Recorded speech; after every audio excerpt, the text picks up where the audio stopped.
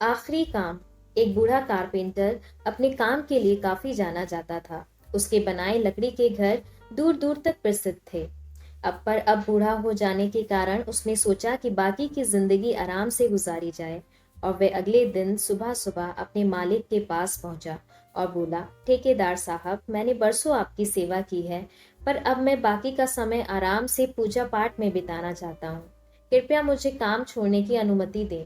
ठेकेदार कारपेंटर को बहुत मानता था, इसलिए उसे ये सुनकर थोड़ा दुख हुआ, पर वो कारपेंटर को निराश नहीं करना चाहता था। उसने कहा, आप यहाँ के सबसे अनुभवी व्यक्ति हैं, आपकी कमी यहाँ कोई नहीं पूरी कर पाएगा, लेकिन मैं आपसे निवेदन करता हूँ कि जाने से पहले एक आखिरी काम करते जाइए।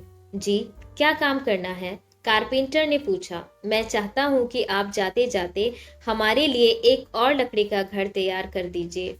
ठेकेदार घर बनाने के लिए जरूरी पैसे देते हुए बोला। कारपेंटर इस काम के लिए तैयार हो गया।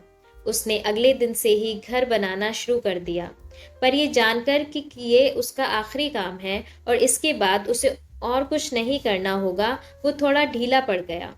पहले जहां वह बड़ी सावधानी से लकड़ियां चुनता और काटता था, अब बस काम चलाऊ तरीके से ये सब करने लगा। कुछ और हफ्तों में घर तैयार हो गया और वो ठेकेदार के पास पहुंचा। ठेकेदार साहब, मैंने घर तैयार कर लिया है, अब तो मैं काम छोड़कर जा सकता हूँ। ठेकेदार बोला, हाँ, आप बिल्कुल जा सकते हैं, लेकिन अब आपको अपने पुराने छोटे से घर में जाने की जरूरत नहीं है, क्योंकि इस बार जो घर आपने बनाया है वो आपकी बरसों की मेहनत का इनाम है। जाइए अपने परिवार के साथ उसमें खुशहाली से रहिए। कारपेंटर यह सुनकर स्तब्ध रह गया। वह मन ही मन सोचने लगा, कहा मैंने दूसरों के लिए एक से बढ़कर एक घर बनाए और अपने घर को ही इतने घटिया तरीके से बना बैठा।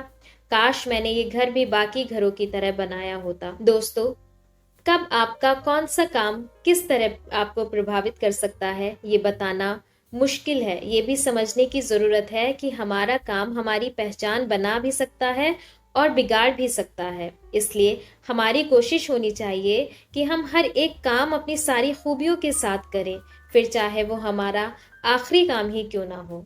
धन्यवाद।